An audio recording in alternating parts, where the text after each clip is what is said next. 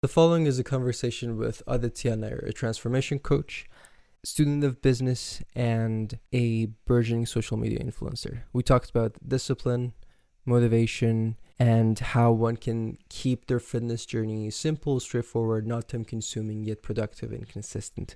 We also explored the strategies to navigate through the distractions that life throws at us. This is the Zone Z podcast, ladies and gentlemen, with Emirali Biglari, and here's my conversation with Aditya Nair. Okay. Discipline is the cornerstone of success in any endeavor, especially in fitness, as I can see. How do you define discipline in your training, number one, and what does it look like in practice?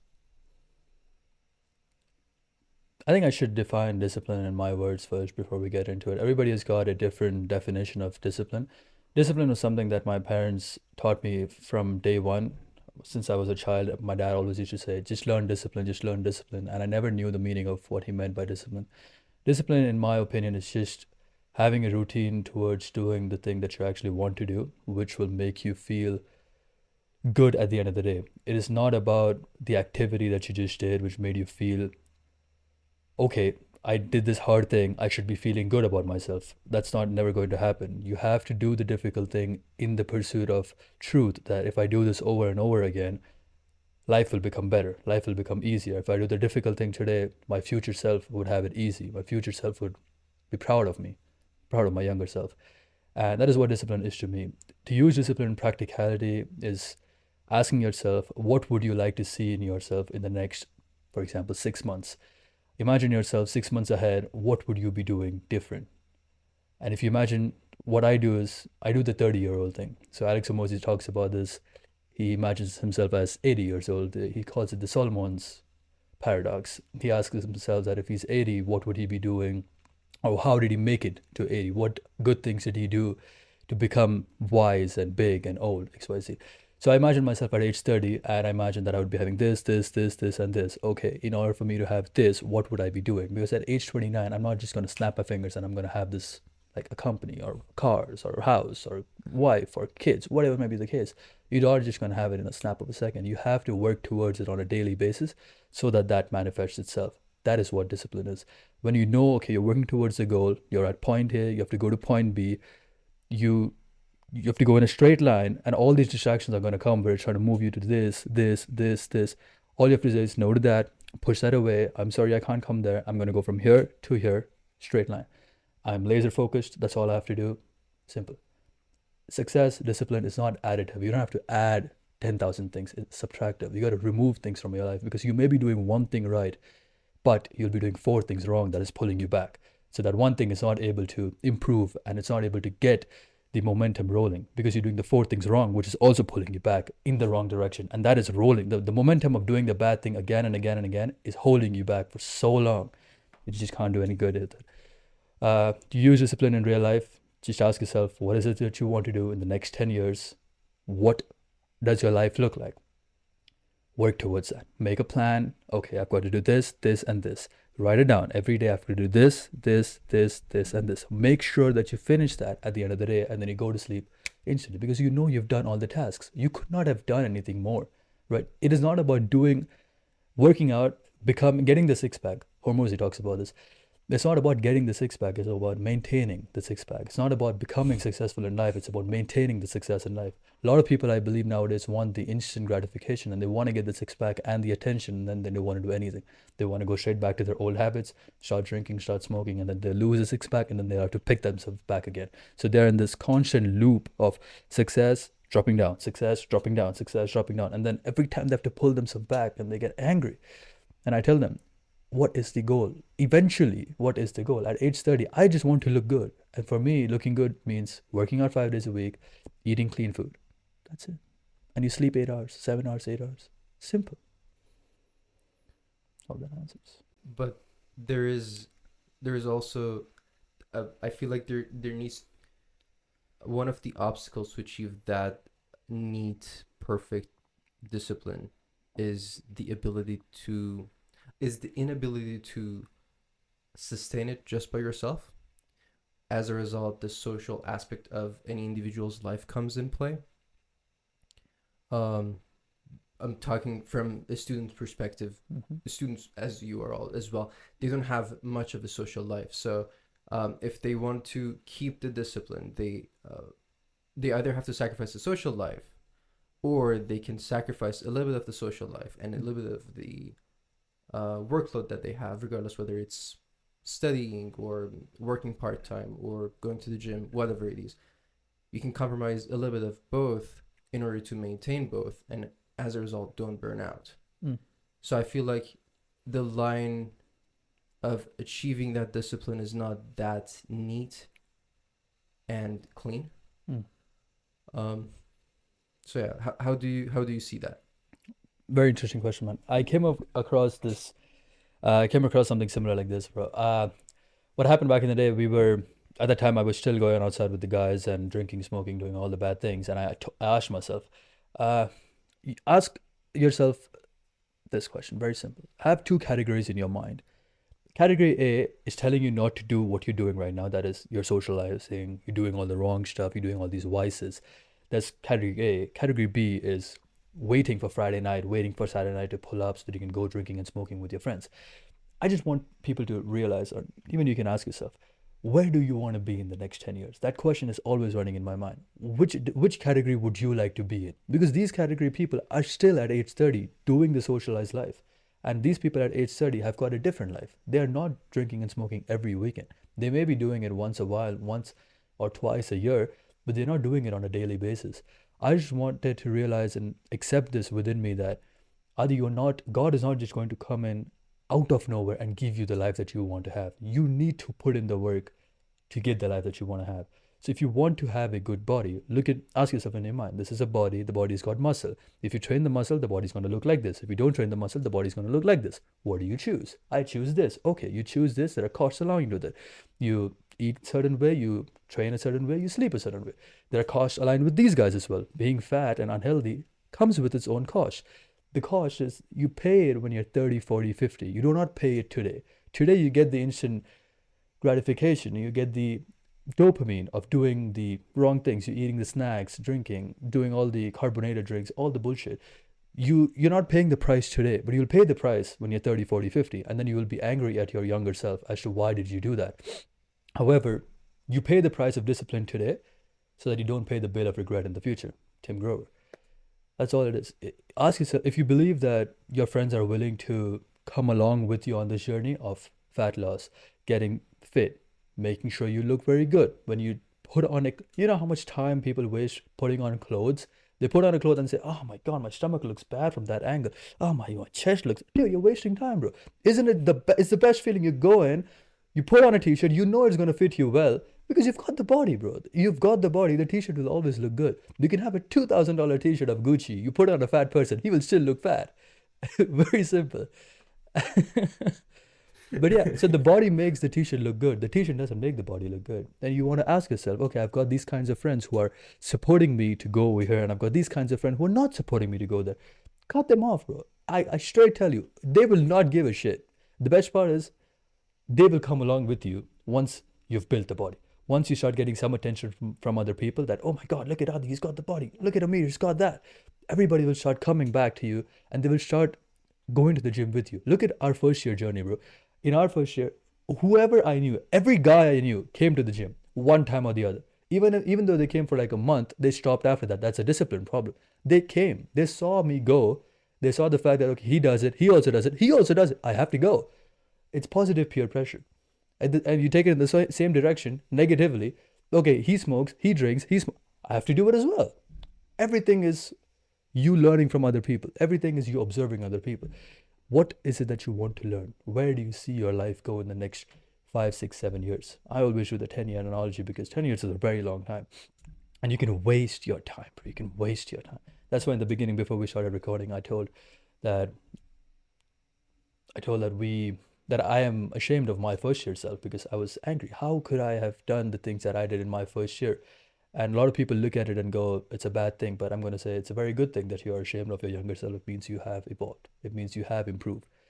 And if we do this one more time next year, I would be laughing at myself today. how could I have said those things in 2024? 2025 me is going to be better. I know I digressed quite a bit, but No, it's I okay. No hope worries. Okay, now I have a follow-up question. yeah. Um, to give some context, first of all, Aditya and I both went to Augustana campus for our first year. We were in residence, which was How I mean? yeah, OME Hall. It was fun. Yeah. He's trying to be very critical. That's why he's just trying to bring up the bad points. But No. here's the thing. The question I wanted to ask is that in your first year, you were in residence. You were new to this country. You were new to this culture. You were new to this university. All of this environment, right? And let's say you reach to the conclusion that okay, I need to start getting discipline. I need to stop smoking, and etc. However, you will be in the physical location, the demographic you're situated at, still promotes the negative peer pressure that you mentioned. So, what do you think would be the goodest strategy to use in order to because you can sometimes you cannot you're locked in for a certain period of time. You have to stay disciplined. Meanwhile, staying in the location you're at, whether it's physically or emotionally, you're locked in. You sometimes you just have to keep going regardless of the situation, right? Sure. So how do you achieve that? Because especially when you're in residence, especially when there are so many people around you who are doing this similar stuff, and you're trying to go in the opposite direction, it's just hard to keep up not only the social life but also just understanding, just having the mutual understanding that okay, I'm still trying to be an individual and have a social life. Does that make sense? 100%, man. I think for this answer, you should be giving the answer because you were the only peculiar one on campus, man. You were the one who was still praying on time, was waking up on time, was studying, who was completely away from all the social life and all the bad habits. And I must say, it's incredible to watch you grow. You've still done everything. You've been the disciplined guy. I have evolved with time. I fell right into the trap of the social life, of the fitting in, of the party culture. I've right it. If it's a well, I went straight down. But how do you stay disciplined in those scenarios? I bet you will have some answers to this, but I'm going to give you my answer, which is it is just the environment, bro. The reason I think smoking culture in Canada as compared to India is way more bigger. I could have not done any of the things that I did in India. Never. Because over there it's a taboo. That guy smokes, that guy drinks, stay away from him. I was never into it. When I came over here, everybody's doing it. It was genuinely like a small baby looking at everybody with lollipops in his mouth, and I'm thinking, why don't I have a lollipop in my mouth? Why am I the different guy? Right?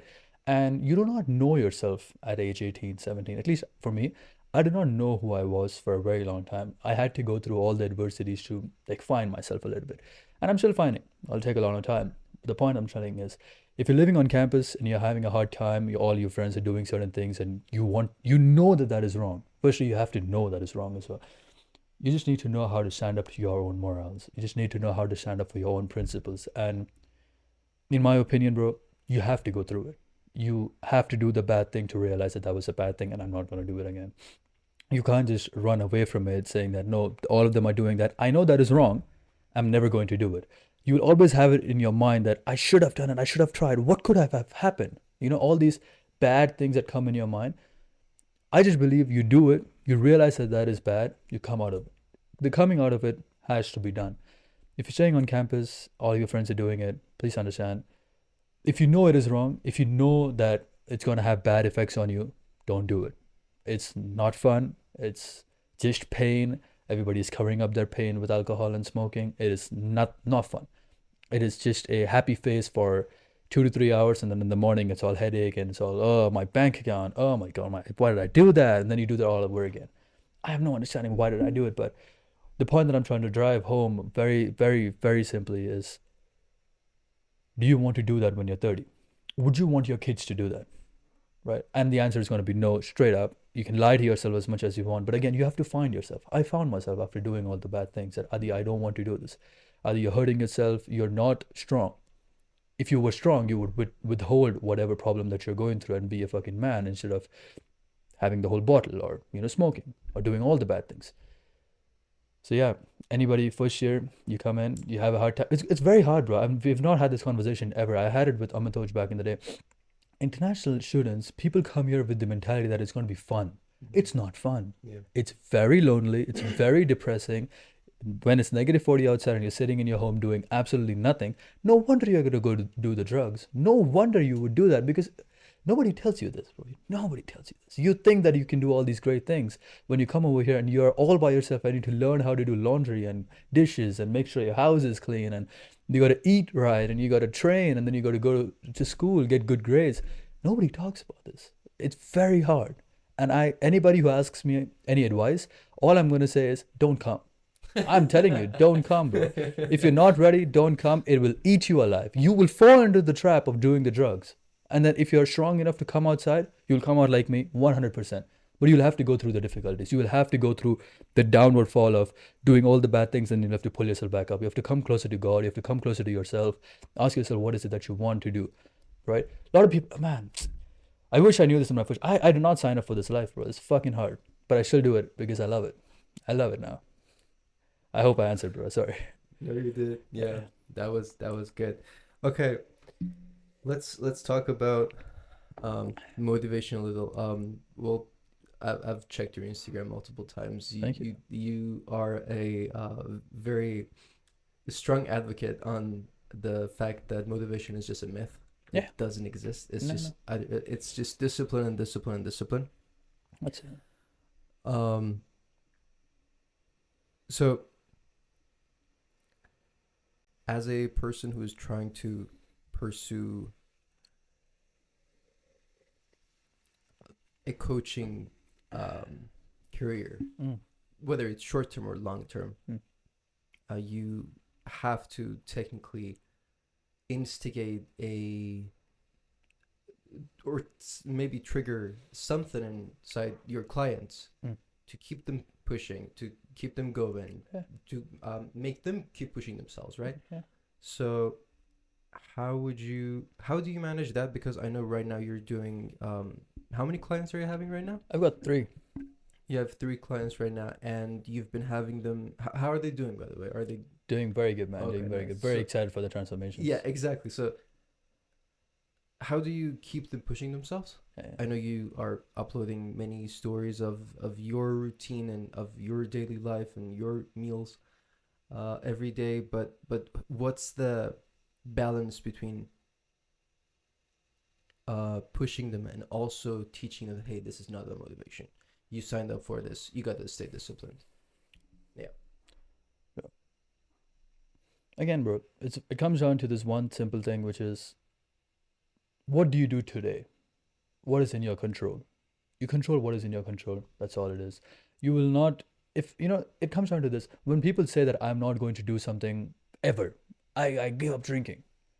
You do that for 2 days, and then on the 3rd day you're at the bar drinking because you did not drink the past 2 days. So you'll end up having 6 drinks because you did not have the drinks in the past 2 days. The point that I'm trying to say over here is, it's about 2 days. It's not about I'm going to go to the gym for 1 full year. I'm going to change my whole life. And yeah, that's all motivation, bro. If you're listening to this, you get motivated from listening to each one of us. If I say some good quote and you get motivated, that's going to last for 1 second, right? What do you do after that? Nothing. You go back to your old habits.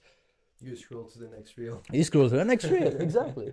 So what I tell them is, what do you do today? It all comes down to, what do you do today? Did you go to the gym today? That's it. I just want to know you went to the gym today and you ate your 3 meals a day and you slept well. That's all I have to know. I do not, and I can show you pictures, bro. These guys send me their pictures that they went to the gym. This is what they ate. That's all I have to know. I know you will sleep. We're all people. We're all men. We all sleep at like a certain time. We all get 7 to 8 hours of sleep. Everybody knows that. The fact is, all you have to realize is, what do you do today? Did you go to the gym? Good. We do that again tomorrow. Don't focus on the 6-month goal, 1 year goal, 2 years goal. Focus on what you can control today. It's the step-by-step journey which is going to take you up, because the work builds the worth. The only way you feel worthy enough of other people's attention and worthy of yourself, respecting yourself, tapping yourself at the back, saying that I did a good job, is by keeping your word to yourself. And that is by saying, I'm going to go to the gym, I go to the gym. It is not about the activity as well. It is about holding your word. It's about saying, I'm going to go eat healthy. It's not about the food. It's about you ate healthy. You kept your word to yourself. That is what is going to build that self-worth within you. And then once you've got the ball rolling, bro, once you've got the momentum in, it's very hard to stop you, because it becomes addictive. Once you realize that, oh my God, look at that. If I do this bicep exercise for 20, 30 days, I'm going to get a bicep win. Addictive, bro. You get like, okay, so if I put in this much amount of work, I can get this much result. I'm doing it all the time, right? I'm going to do it. It's like, if I drink this much beer, I'm going to feel like this. It's just the same way in this way. But this is not hurting you in any way. It's only going to improve you in the future. Today, it's going to help other people. When other people look at you putting in the work, even with negative 40 outside, negative 45 outside, and you still do the work, people are like, how the fuck is he doing it? You're doing it because you're addicted to the fact. I'm addicted to the fact that see, bro, I do not like running. In the morning, 5:40, I do not like running. I love the fact that I did it. Like at the end, when I come back home after the gym and I'm done my cold shower and all the things, I'm sitting, I'm like, hush, did it, good. Sorry, good. That's all I feel. I did it. I told myself I'm going to do it, and I did it. Go on to the next thing. It's always about the next thing, but you have to do it, bro. The fun nowadays is in the thrill of doing the difficult thing, because people run away from the difficult thing. I love the difficult thing. When I do it and I come out of, after I do the part, and then I feel very good that, okay, I did the difficult thing, I finished everything. At the end of the day, bro, I sleep like a rock. 10:30 p.m, knock off. Ooh, I'm out, because I know I've completed all the tasks of the day, and you go to sleep. That is what is discipline. You say you're going to do 10 things, you finish the 10 things, and you've got time to do whatever you want to do, right? All I tell my clients is focus on the day, focus on the task at hand, be where your feet are. So right now I'm here with you. I keep my phone away. I keep everything away. I'm here with you having this conversation. I do not have any stupid stuff going on in my head. Oh, I have to go to pay that. Oh, I have to pay that as well. We'll talk about that later, right? If you're at the bank, stay at the bank. If you're in your classroom, stay in your classroom. If you're talking to your parents, talk to your parents. Be in the present. You understand what I'm saying? That's all about it. That's all about it. One of the hard things about especially living in residence is that, well, it's hard to keep the momentum when it's about fitness, of course, going to the gym. At the same time, there is an incentive to go to the gym, because you will become, there is this sense of validity that you get from your peers after a certain point, as well as that it's physical labor, so you get what's it called, the hormones just secreted in your brain. It's just pumping. It's good feeling, and more than that, it's you get the. Of course, it's a late gratification system, but you will see the results coming up after a certain point. So there is an enforcement all the time. But let's talk about mental resilience, mental strength, especially when it's something other than working out or just going to your part-time work. Because let's say working, it's a repetitive task. I'm just gonna show up, work, done. Okay. Gym, same thing. I'm gonna go grab the 20-pound weights, do 13 reps, do it for 4 times. I'm done with 20% of my workout. Do it for 5 times, 100%. I'm out. Same thing with running. But with the school is different. With studying is different. There is always this. I feel like it's not only the showing up process, but also keeping the quality. You can't just sit by your desk and just look at your book. You have to keep reading, keep being focused for a long time. And having that discipline, especially in residence, is kind of very, very hard. So how did you manage that as a first year? And then you moved out of the residence, you lived with roommates for the second year and third year. So how was the process of that? And what are the differences between having that kind of discipline and the discipline that you have to have for working out and fitness? Well, bro, you asked 3 to 5 questions at the same Yeah, time, so sure, I'm go going to for it. line out a little bit. Let's do the residence part. So when I came to Canada, all of the things that we learned in my first year, I had already done in grade 11 and grade 12. So first year was not academically burdening at all because we had already done majority of the stuff. It is probably at that time it was probably just showing up and learning a little bit, and you could give the final exams and you would pass, no problem. However, here's what I wanted to say about the mental resilience part as to if you were working out, if you were working, and you had school. So if these are the three things that you have to do, how would you build discipline in each and every one of them? I would believe this is what I still do to this day, which is Newton's third law, bro. It is every action has got an equal and opposite reaction. If you have actually put in the work towards whatever it is that you want to do, you will get the result. Come what may happen. If you actually put in the work towards academics, what is it that you have to do for studies? Where you have to study all the chapters, revise them, and give the practice papers. If you do these three things over and over again, you are going to ace the exam, no doubt. You will get good grades, come what may happen. Same thing in the gym. You work out, you eat clean, you sleep well, you will get a good body, no doubt. Nothing can stop you but you. Right? People, I think, just overcomplicate stuff with, as I said, success is not additive. It is subtractive. You need to get rid of stuff that you have in your day. You have to get rid of the snoozing the alarm. You have to get rid of the ice creams. You have to get rid of the late night pizzas. You have to get rid of the drinking, smoke. It's just removing things and finding your small thing. Okay, so if I just do this for enough amount of time, I will get the result. That is what I have realized. Staying on campus, bro, it was the easiest thing because you would have guys around you. So you could always go to someone else's room and, hey, bro, I have a doubt. Help me out with this. Nowadays, phone, we have Chat GPT nowadays. So that's just the easiest way to find answers to everything. But it's not the best way to find answers. However, it has become quite convenient in all fairness.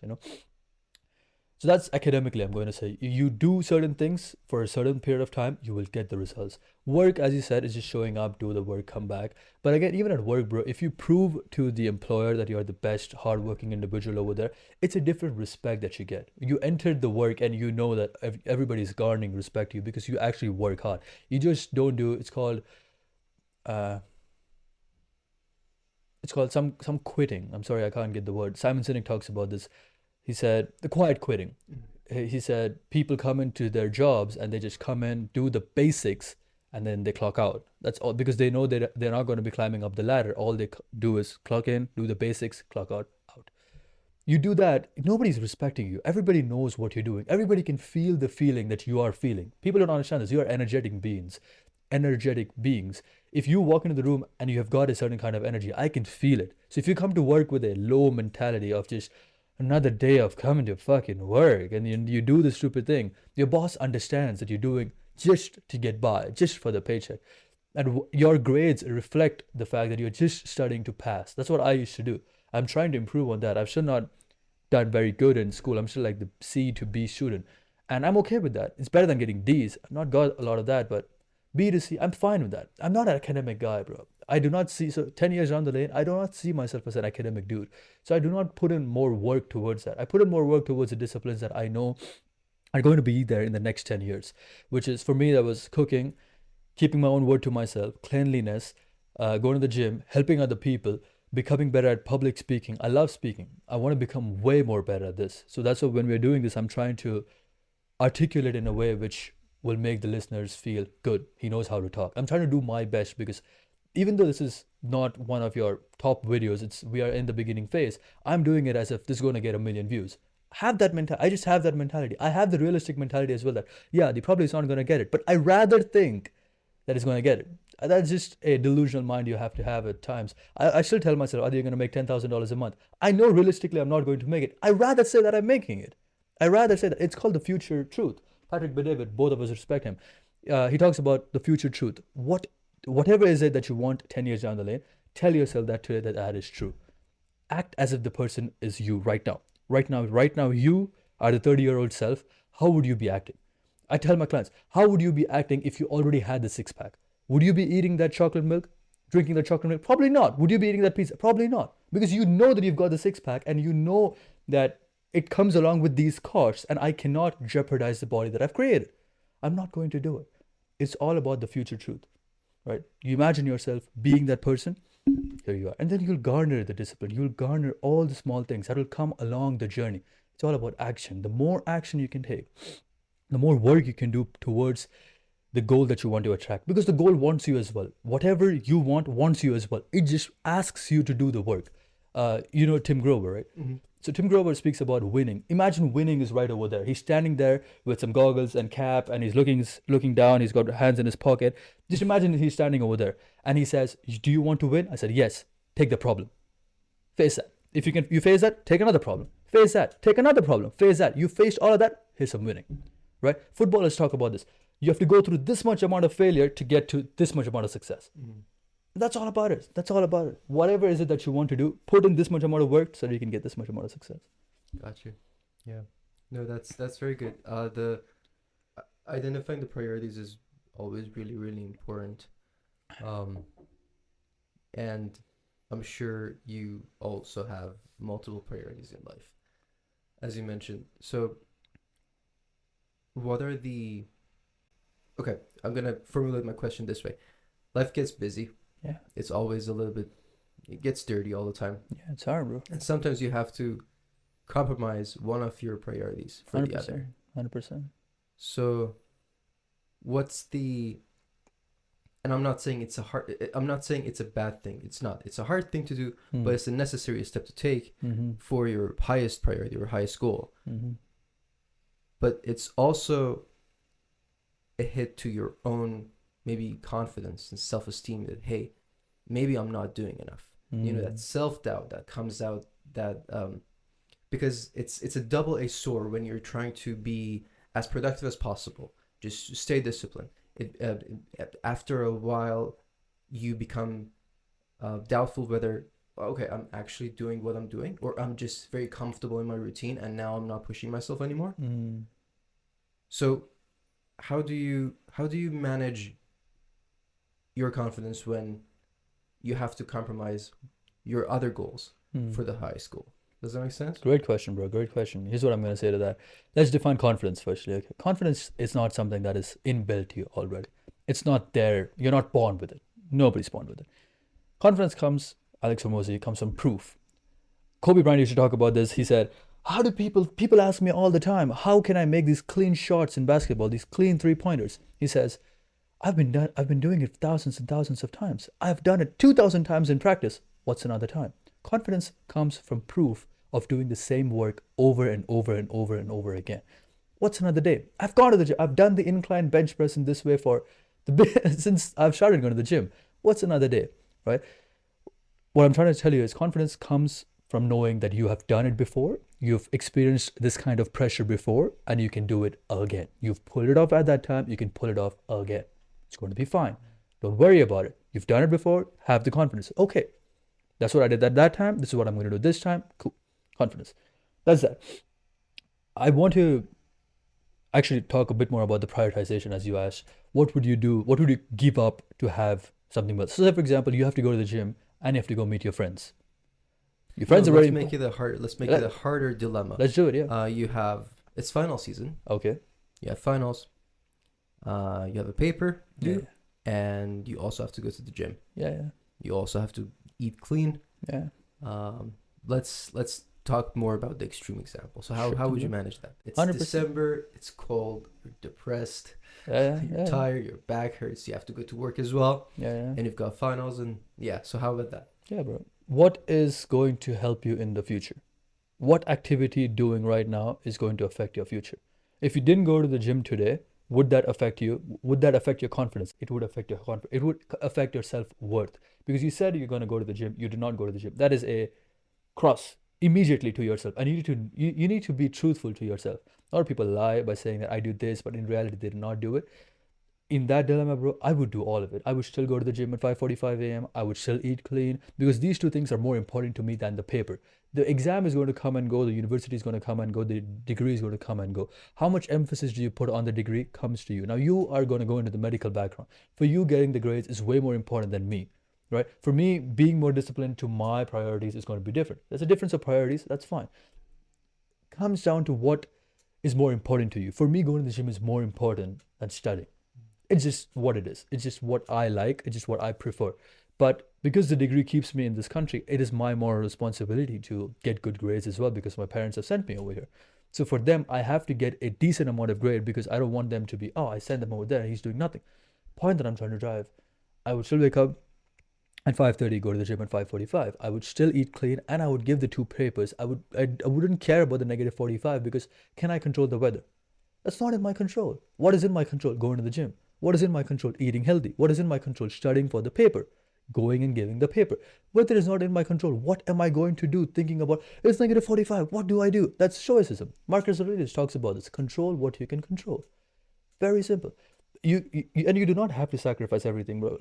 The thing, firstly, you also asked about this, that am I doing enough? Am I in the comfort zone of doing the same routine over and over again, or am I lacking off on something? If you're having these kinds of thoughts, know that you're doing enough. Firstly, know that you're doing good. You want to do good. You want to improve yourself. That's why you're asking, what can I do more? What can I do more? Where am I lacking? Where am I wasting time? Okay, I'm wasting time over there. I'm not going to do that. I'm going to do this instead. Prioritize, bro. Prioritize. For me is the priority. So in the morning, I have to take care of me. That's going to the gym, meditating, journaling, praying. That's me. I have to do that. I have to take care of me first, so then I can go and take care of the other aspects of the day. Hope I answered the question. Yeah, you did. That was very good. Okay, let's get a little bit more specific. Sure. Go on a deeper tangent. You're what you eat. That's one of the first things you told me after I asked you, hey man, how do you think I could get an abs? How do you think I could get abs in residence? Yeah. And you said you just have to keep a neat diet. So Yeah. let's talk about meal prep. What are the requirements for a solid meal plan?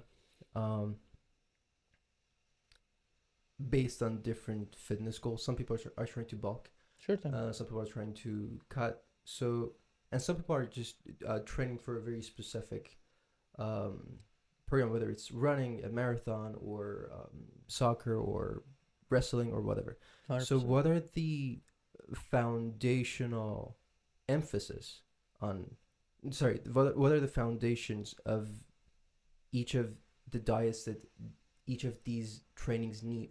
Yeah. And how would they differ in bulking and cutting? Because I know that's your specialty. Sure thing, bro. Sure thing. Let's do the calories thing first, this is a great term that has been on social media. Calories, macros, protein, fat. Let's define all of them nicely, nice and slow. I'm not going to rush through it. There's a certain amount of calories that you need to eat throughout the day to maintain your body. That's called maintenance calories. You walk around, you go to class, you go to work, XYZ.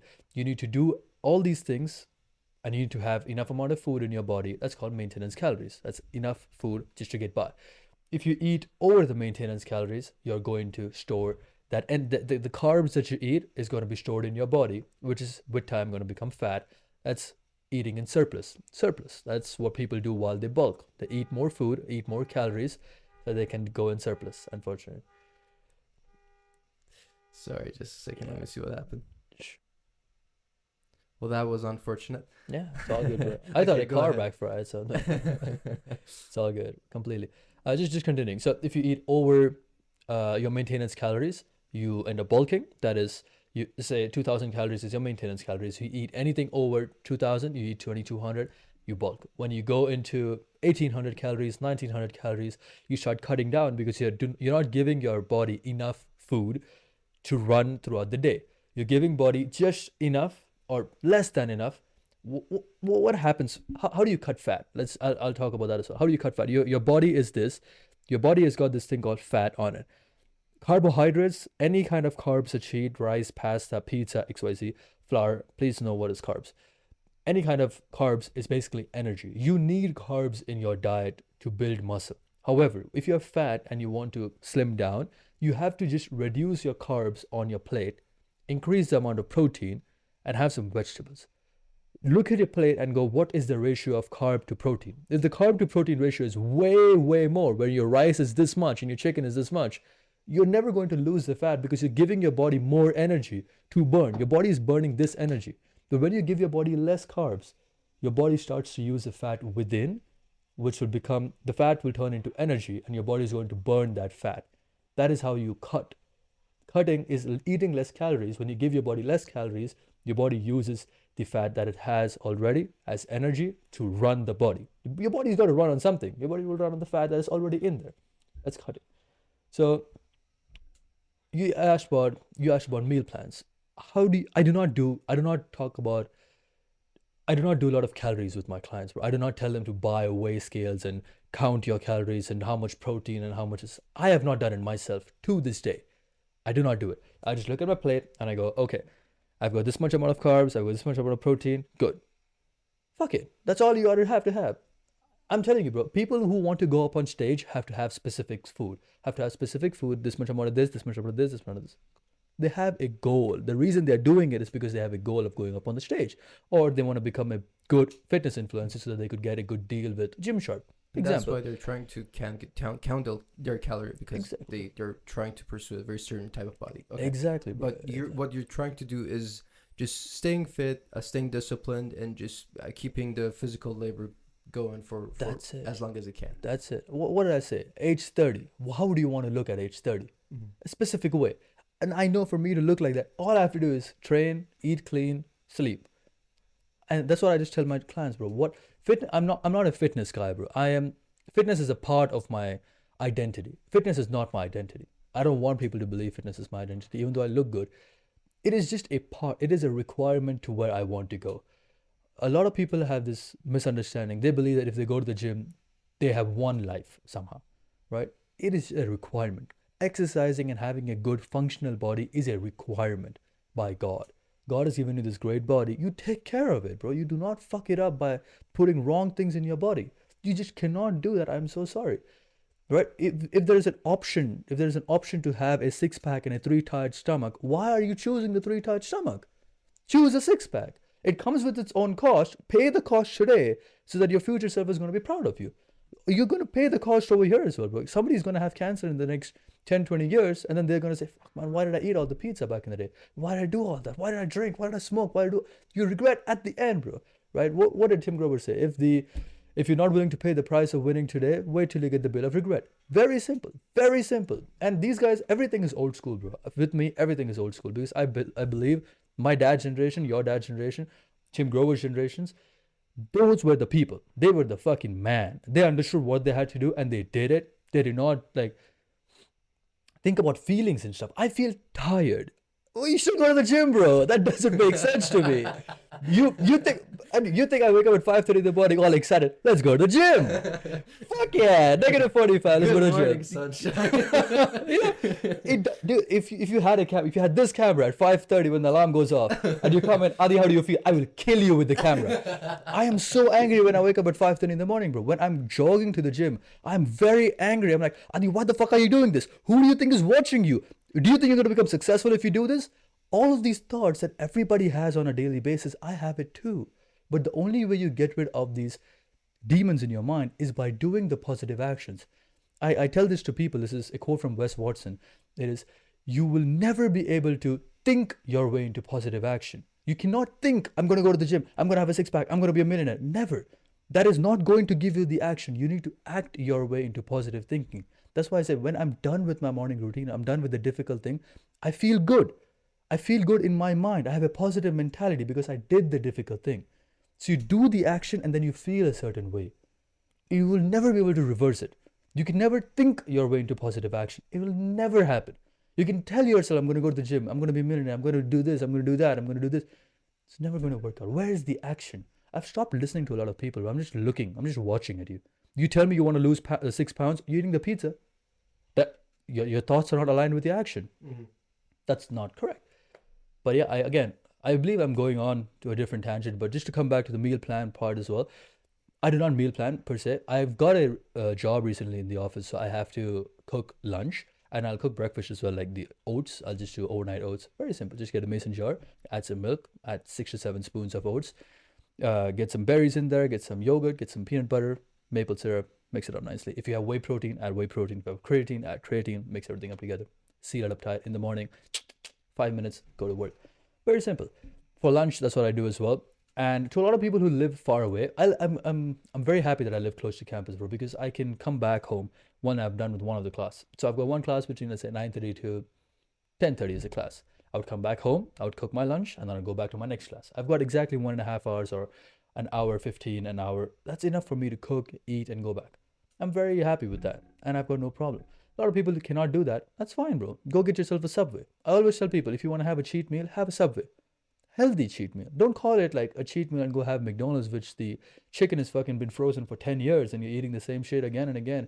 People have no clue, bro. Like, if you actually look into all the chicken and all the Chick-fil-A stuff and all the processed items, they're very bad, man.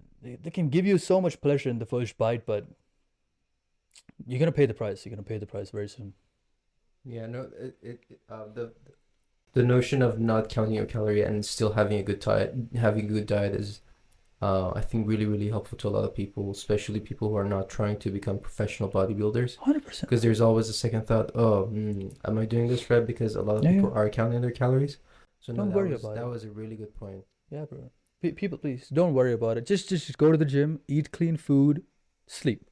3 things. I swear to God, you do these 3 things for 6 months, give yourself a 6-month goal, eat clean, train at least 3 to 5 days a week, build for hypertrophy, do not try to lift heavy, do as much reps as you can, get some good sleep.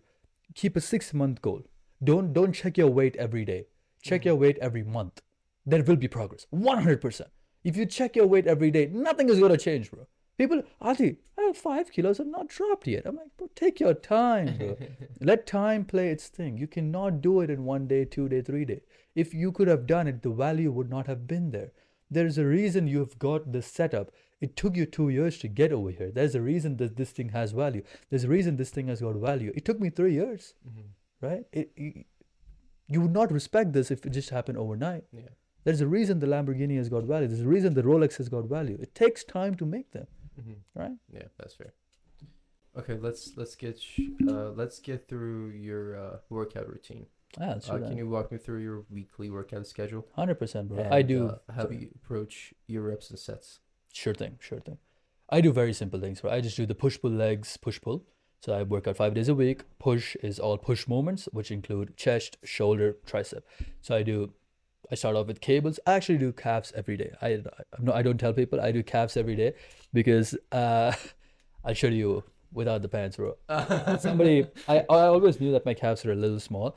And one time, one of the big dudes, 28, 30 years old, came up and told me, "You've got chicken legs." I said, "Never again." It's not that bad. Come on. What, dude? Now it's not bad at all. Now I look at him and go, "Tell me chicken legs now, motherfucker." Honestly, but he said that, I'm like, never again. I do calves every day.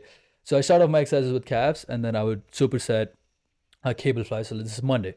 So I do high to low cables, superset that with calves, go upstairs, do the incline bench press with the barbell, 3 sets of that, 3 sets of cables, 3 sets of calves. I superset that, go up, 3 sets of incline bench, come over here, I'll do lateral raises, 3 sets. Then I'll superset dips along with rear delt flies. So dips is the best exercise for your upper body, guaranteed. It's good for your front delts, it's good for your lower pec, it's good for your tricep. It's very good. Do the dips while you lean forward a little bit so that you can emphasize on your lower chest.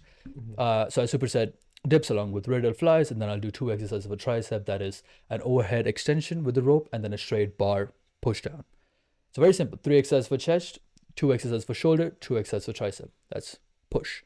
You do pull is on Tuesday, any exercise that consists of a pulling movement. So I do calves along with lat pull down, that's a superset. Then I would go and do lat machine rows, and then I would do bent over rows with the barbell. Okay. Do the 3 exercises for back and then 2 exercises for bicep. I'm a very effective guy. I don't like running around the gym. So I do the bent over rows, and then I'll just take the weight off from there, like the 45s. I would put like a lighter weight. So I'll do like 10, 5, 5, like 20 pounds. And then I do bicep curls with that, just with the barbell, because I don't want to go upstairs and get the dumbbells. Yeah. So I'm just over there, barbell curl. Then I'll go upstairs and I'll do hammer curls, and I'll superset that with some abs. There's a decline ab thing over there. Do some abs. 45 minutes out. So what I did 3 exercises for back, 2 exercises for biceps, and 1 for abs. Out. My work, dude, I didn't even know this. I used to work out for 3 hours back in the day. 3 hours. Today I work out anywhere between 45 to 50 minutes. 55 minutes on push days, because shoulders also there. So there are 3 muscle groups that you're working. 45 to 50 minutes. That's all you need. You don't need to do for fucking 3 hours or 2 hours or even 1.5 hours. I don't have the time for that. But anyways, part of the story. That was pull day. Legs is, again, so I do I do it in a unique way. I do it in a bodybuilding way. I do not do squats first. I go do a leg extension first. So 3 sets of leg extensions. I then go do leg press. Then I'd go do squats. So 3 sets of extension, 3 sets of leg press. Then I'd go to squats. Best part is I don't have to do heavy squats now. I do like just one plate and I'll go fucking down, down, down, down, down. I'll rep it out and I'll go very deep. I go all the way to the bottom. I don't do the half ones anymore. I used to do the half ones. I used to think that was squats, but I go very, like completely down. And I would fail on the 7th or 8th rep. I like genuinely fail. And I would feel very good that I failed. Fuck yeah, feels good. So I do 3 sets of squats and then I would go do calves along with abs, leg raises basically. So I would superset calves and leg raises, and then I'd go to hamstring curls, finish it off like that. And then I'd repeat push instead of just doing high to low cable like I did on Monday. I would just do low to high. That hits the incline part. That's all. That's the only change that I make for Thursdays. Everything else remains the same. Everything remains the same for Friday. For the pull day, nothing changes. 5 days a week, train anywhere between 45 to 50 minutes. Done. Cardio is jogging to the gym, jogging back from the gym. And I try to do like 10K steps a day. You walk around campus, you come back home, you walk, come back home, come over here. 10K steps, very simple. I see. Yeah. I don't do a lot of exercise, if you notice. I keep it very, like 3 exercises for every muscle group. Yeah. Very simple. You don't have to do like spider curls or, you do all these different exercises that social media tells you to do. Like get the cables and go do like these bicep ones. Just do barbell curls. That's it. Yeah. You look good. You don't complicate. People are complicating stuff. I think that's the biggest advice I can give anybody who's starting to go to the gym and you want to follow me. Keep it very simple. Do the basic stuff. Do push-ups. You will still have a good chest. I had a good chest, but just by doing push-ups. I could make my chest pop just by doing push-ups. It just became more better now because I've been going to the gym. You have added weights, yeah. That's all. That's all. But yeah. Okay, so the primary goal of your fitness journey is just staying consistent and just doing the bare minimum, about challenging your body, not going too crazy with you don't want to kill yourself. You don't want to kill yourself. All you want to do is do the basics, do it over and over again. You look great. Because I know everybody wants to look good. Everybody wants to have the six pack. Nobody's willing to put in the work. That's why I say do the basics, you'll be good. Gotcha. Okay, let's talk about resilience now. As we mentioned before, life is a little bit dirty. It always gets messy. And I want to get personal a little, if that's okay. Can you share a time that things didn't go as planned and new priorities come up? Sometimes you just have to, put the routine away, and I know you're a routine person, so it's very hard to live without a routine or create a new routine all of a sudden. So how was that process like? Definitely, bro. Definitely. I think God has been very graceful on me, bro. He's put me in difficult situations with time. He never just took me and put me in a difficult situation. He made the situations difficult as he knew I became stronger. He knew I was ready for that. That's when he put me in that difficult situation. And he tested me. He tested me at every year. Every year was a great new test. Something would pull up. First year was fine, bro. I don't think I faced any adversity in first year other than me going into the wrong direction. I'm going to say second year was when life actually became a bit difficult because now I actually have to work. I need to make enough money to pay my bills. I do not want to go in debt. I have to buy groceries. I have to do my own laundry. I have to keep my room clean. I have to work 17 to 20 hours a week. I have to study as well. Second year, it became a bit difficult. At that time, everything goes for a toss. For the first week, when you're building the new routine, everything goes for a toss. Everything is trial and error. You try that doesn't work. That doesn't work. Okay, that doesn't work. That's when I realized that everything comes down to action. All I did at that time was just act. And every time I failed, I used to tell myself, okay, I failed at that. Out of 10 things, I did 2 things good and 8 things bad. Cool. The next time I do it, I want to do 4 things good and 6 things bad. The next time I do it, 7 things good. All you have to do is keep on improving the routine. You're always going to have holes in your boat. Always. You just have to make sure that you're covering the holes with time. To this day, I've got holes in my routine. I just suck less. I talk about this a lot. Your goal is to suck less from day one. My routine at day one was terrible. There was no routine. Now there is one, which is way better than the day one. So when you When new challenges and new responsibilities are thrown on your shoulder, you take it up, chin up, be a fucking man, don't cry about it. Ask yourself, what is it that I have to do right now? There's a great story of the ant and the elephant, where these guys are in a forest and it's all foggy around, and the elephant can't see where to go. The ant goes up to the elephant's ear and says, "Can you see your first step?" The elephant says, "Yes." Just take it. Just take the first step. Don't overcomplicate things. Be in the present, take the first step, keep on walking. It's all about keep on walking. You will get a branch on your left, you'll get a branch on the right, you'll fall down, there'll be a boulder in front of you, there'll be a wall in front of you, there'll be a big tree in front of you. Just keep walking. The path illuminates as you walk it. You will never be able to plan out. Step 6. Never. It will not work out. The first step towards doing something good is failing. The first step is going to be the mistake step. You take the first step, oops, failed. And then people just run back. Hormozy says, he looks at fear from this perspective, which is, look at it as a vast ocean, which is 1 meter wide, but just an inch deep. It's just an inch deep. That's why it looks like this massive ocean. It's a meter wide. You take one step in and you're like, okay, it's fine. It's the water is just over there. It's not that bad. You take another step. It's not that bad. It's not that bad. I look at it from an icy cold perspective. Just imagine getting yourself into icy cold water.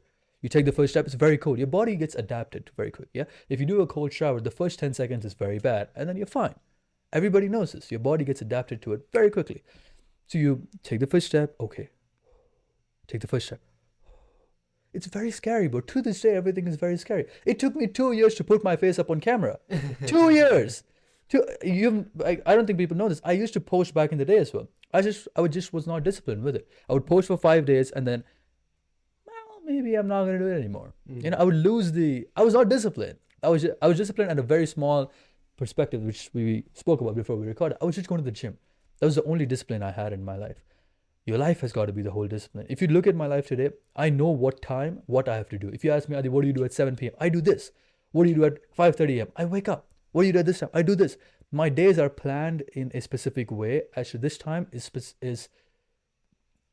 reserved for this activity, right? And the activity can change from time to time. So my afternoons is for work, like, or study, right? And I'm over here. This is a kind of work. I just look at it like that. I'm not looking at it as like some kind of time pass. We're still doing something productive. At the end of the day, it's productive work. Mm-hmm. That's what it is. When you're building a new routine, when you have responsibilities and you're building a new life for yourself, do the activity, fail at the activity, come back, ask yourself where you can improve, do it again. Do it again. It's all about trial and error. Stop planning. The path illuminates as you walk it. You take the first step, you realize, okay, I can do this. You take another step, I can't do this. Yes, you can. Yes, you can. You do it.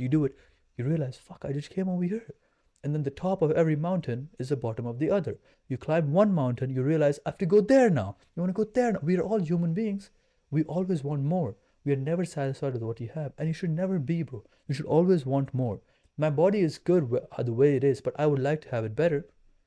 That's all it is. And I hope people just build a routine, because you need to have discipline. It's an old adage that the disciplined ones are free in life, because you know what you have to do and you do it irrespective of how you feel. Build a routine, have a good life, know what you have to do on a daily basis. When you wake up, when you're writing down your things, journaling down your stuff, know what you have to do throughout the day, complete all the tasks for the day, go to bed. You do it again tomorrow. I see. Okay, I have to ask you this question because I feel like it's a very true question for a lot of the mutual friends that we have. Yeah. Buddy, what the fuck? 5:45 a.m. Yeah. You take a picture, you post on Instagram. Like, what are you trying to do? Like, where are you going? Like, okay, you wanna be successful when you're 30. You said, cool, just get up at 8. We can hang out at 11, have a nice Friday night. We haven't seen each other for a while. Yeah. Or, for example, I don't know, like, you want to go to the movies at night? No, man, I gotta get up at 5:45 a.m. tomorrow. I can't do that. It's about priorities, and I understand. But a lot of people also see it as accommodating for the people in your life, for other people in your life. For example, let's say you get married at some point. Of course, if you have this routine and you pursue this lifestyle, your significant other is going to have the same lifestyle. Other than if not, you wouldn't approach that person. Of course, you wouldn't. That's an attractive attribute, I believe, in your opinion. So I'm not saying it's gonna affect your social life. However, it's gonna make you look very selfish. And I know the answer that you're gonna give, but it's gonna make you look very selfish. And temporarily, it's gonna make you very isolated in the society, especially if you're in residence. And that's maybe not the best approach to have, especially when you're just going into university, you're trying to do networking, you're trying to build a community where you can give service to in the future.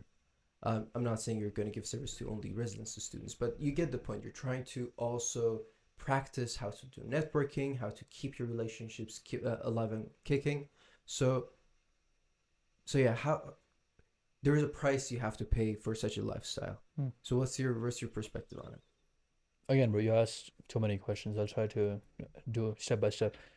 The first thing I'm gonna say: why do I wake up at 5:45 a.m.? Why do I do all of that? Why do I post a picture? I could wake up at 8. I could do all that. Yes, it is the story I get to tell when I'm 30, and I put a lot of emphasis on 30 because that's just a 10-year goal I have. When I'm 25, it's gonna become 35. Whenever my dad tells me his stories when he was young, when he was anywhere between 15 to 25, and he tells me his stories that he used to do this, this, and this, I would get revved up. My dad did that? What? Fuck yeah. And then he tells me about his grandfather. He used to do this, he used to do this, he faced this, he faced that. And then I ask myself, what am I doing? I'm not doing anything. Waking up at 5, I have a roof on top of my head. I have clothes to wear. I have food to eat. I have the basic necessities. I have to deliberately make my life hard so that I have a story to tell my kids as well. It is about the story. It is about the story. I need to have an epic story. You and I respect Hormozy about this. He had this podcast with Chris Williamson where he said, his manager asked him, Hormozy, what are you planning on doing with this activity? And Hormozy said, whatever makes the most epic story. And when he said that, I nodded my head like, I'm on the right path. I'm on the right path. He said that. He's living the life I want to live. I'm on the right path. Fuck what everybody thinks. I don't even know how I'm going to reach there, but I'm on the right path. I've got the keys aligned. I see the steps. All I have to do is walk it step by step. I'm not in a rush. Step by step. I'm going to walk it. I'm going to make it. What can you do with the networking part? How can you still be able to socialize with people? How can you do all of it? I believe I still meet my friends, bro. At night, I go out, I meet my friends. I'll have like a dinner somewhere, but that would be like once in 3 months. I will do it. I will let myself do that as well. You gotta have a bit of everything. But this thing called balance, bro, I don't think you'll have a lot of balance in your life. You want to do that as well. You want to do that as well. You want to do that as well. You can't put your feet in all of these 3 places. You got to find one thing and just go all in on that. You see, none of the entrepreneurs have ever raised 5 companies together.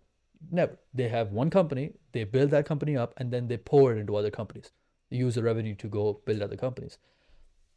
You need to learn how to prioritize yourself first. To talk about the spouse thing, I listen to a lot of podcasts. Every day is one podcast. I have to listen. Everybody talks about their life, and this is a common ground that I found, which is mornings are for you. Late mornings, afternoons is for the business. Evening is for family. That's it. You got to learn how to do that. But you have to give time to yourself as well. If you do not help yourself, you cannot help anybody. So the reason I do it at 5:30, and I'm not sure how are we doing on time, but there's a small story about my 5:30 thing, bro. A lot of people don't know this. I was not allowed to go to the gym. I never had the money to buy a gym membership. What do you mean you weren't allowed to go to the gym? My parents were against me going to the gym. How? Can you imagine that? My parents said, you're not going to go to the gym. I said, watch me. Watch me? I said, fuck off. I am going. And at that time, me and my buddy used to sell these secondhand phones. And I sold some with him. I sold some just for myself so that I could buy a 6-month gym membership. I sold some and I got enough money to buy a 6-month gym membership. And this gym was not like some compound or massive gym, bro. This gym was like in a building. There's a small part. There's a very small gym, bro. Like this apartment, bro, Like take the same thing and just double it on that side. That's the size of the gym. Everything is cramped up. Everything is, you always have to work in with somebody. It's a very small place. It was the best thing that ever happened to me, bro, because at that gym, I was the smallest guy. Everybody over there were bigger than me. Everybody were going on up on the stage. So everybody were on steroids, and everybody would bring their lunch boxes, and they would eat their macros, and they would do the protein shakes. And the only way I learned how to exercise was by observing them. I would observe them. Okay, he's doing it in that way. He's turning his pinky towards the end when he does the bicep curl. Maybe I should do that. So I learned by observing. I only learned by observing. I learned cooking by observing Ali and Anu. They would do it. I would just stand. I would see, okay, he chops his onion that way. He does that first. Then he does. Observing. The point that I was telling you here was, I was not allowed to go to the gym. I figured it out. And then COVID's second lockdown had come up on Mumbai. So the gyms were supposed to be closed. But the gyms were not closed. One day, I told myself, what am I going to do? I have to go to the gym. So I woke up early in the morning to go for like these jogs, and I would come back and do push-ups just because I had to keep the momentum rolling. This is like 2 months in. I was in the 2-month journey. And I told myself, I have to do this. My mom said, you've come back home now, go get me some groceries. So I said, cool, I'll get it. And I told myself, let's just go past the gym, bro. I was missing the gym. So I went past the gym and I saw some people with their gym bags like outside in some other corner of the road. I was like, what the fuck are these guys? I run to them, and they were coming down from the staircase, and I ran upstairs, and I'm like, some way it connected to the gym, and there was a big trainer. He was locking up something. I said, was the gym open? He's like, yeah. Like, so sneaky. Yeah, so sneaky, bro. And he said, if you want to come, you come between 5 a.m. and 7 a.m. I'm like, done. Oh, okay. Done. I am coming. So I came back home. The whole way from the gym to the grocery store to back home, it was all the lie. What lie can I tell my parents to go to the gym? Because at that time, I used to lie. I used to lie a lot. Today, by God's grace, bro, my relationship with my parents is very good. Back in the day, it was all lies. So I told my mom that, Mom, I'm going to go wake up. I just met some people at the gym. I met some people jogging, and they said that we go to this jogging part, and then we go to our friend's place. He's got some dumbbells, and we do some exercise over there. We meet every day at 6 a.m. So I just told my mom some stupid story. And I said, Mom, I'm going to wake up at 5:30, and I'm going to go with them at 6 a.m. She said, Dekh lenge. The translation is, we'll talk about it. We'll see. That's basically no. And I told myself, watch me. So you have to plan everything really well, bro. At that time, I never had my own bed per se. I did not have my own bedroom. So growing up, I used to sleep in the middle of my parents, and as I grew up, I used to sleep on the floor. So I would get my t-shirt, a underwear, track pants, socks. I would go leave it on the couch, and then we would sleep. At 5:30 a.m. So now, why did I choose 5:30? Because if I wake up at 5:30, I get to go to the gym at 6, and then 6 to 7, I can work out. 1 hour is enough for me. I can come back. If I tell my mom I'm going to wake up at 4:30 to go to the gym at 5, that's a straight no. So you learn a lot of negotiation when you're growing up with Indian parents. So you learn negotiation. So I said 5:30, go to the gym at 6. The alarm, my dad has got very good ears, very good nose. If the alarm goes off and that motherfucker wakes up, I'm dead. So I have to sneak out of the house, bro. The alarm went up at 5:30, knock off the alarm, fold the bed, go down, splash cold water, dress up, brush, and I would put the keys in, and I would unlock the door and then close the door slowly. I could not make the noise of closing the door. He would wake up and I'm dead. So I could not even carry, like, at that time we would have like these big bottles of water at home. So if I would have taken that to the gym, my dad would ask, how are you jogging with this full bottle of water? I would not come up with a good lie that I would lose that conversation. So I would buy this 10 rupee Bisleri, it's a small bottle, and I would leave it at my watchman's place, like the security guard's place. So I'd leave it there, and then I would just take it from there. That's how the 5:30 thing came, bro. That's how I was waking up 5:30, going to the gym at 6. And then after 2 to 3 months, I came back from leg day, and my dad was like, you've been going to the gym, haven't you? I'm like, no. He's like, nobody becomes that big just by doing push-ups. I'm like, I'm taking it serious, baby. But then, yeah, I did all my prayers, and I came back, and I said, yeah, I've been going to the gym. And he said, just be careful. And the best part about life is this, bro. When you actually put in so much work, everybody will start supporting you. Since that day, my mom bought me a protein shake. My dad started boiling eggs for me. He started making this dry fruit shake, bro. He would like get all the dry fruits, get some milk, get a banana, peanut butter. At the time, you had this like a chocolate powder, like this Boost or Bonvita. You'd put like 2 scoops for a flavor, and then he said, if I'm making it for you, I might as well make it for everybody. So I'd make it for the whole house, and we were all healthy.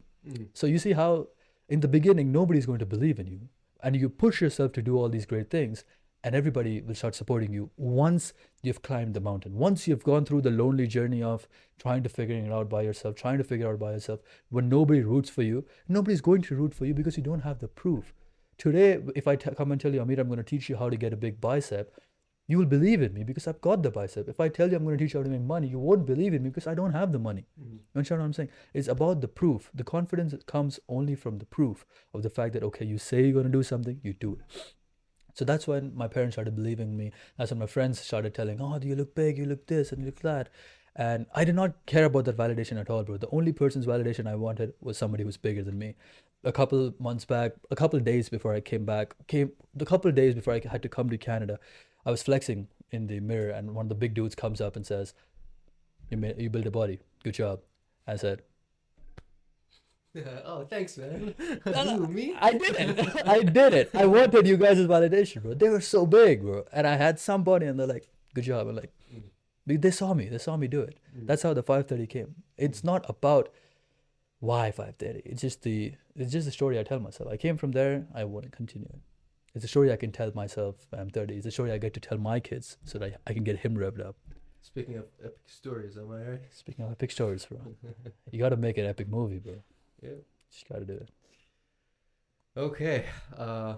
Let's wrap this up, man. 100%. Thank you for coming here. It was a lovely conversation. I really appreciate your time. No.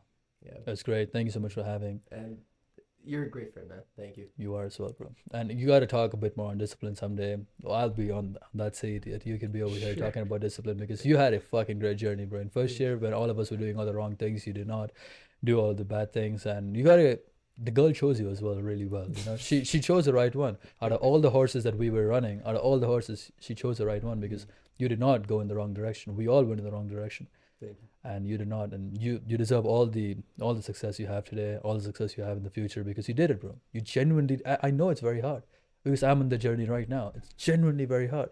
I told you I'm off of all the drugs. It's genuinely hard, and I know I can go back anytime, and I'm trying to work in this direction so that I do not go back there because I know how it feels when I'm back there. I know I'm running away from something. I just don't want to. That's why I'm outwardly trying to give everything that I've got. That's what it is. But yeah, one day. Thank you, man. Thank you. 100%. Thank you. Thank you for listening to this podcast. I'll mention Aditya's social account information. You can give him a follow. Please do. He's amazing. And yeah, thank you very much. Bye-bye.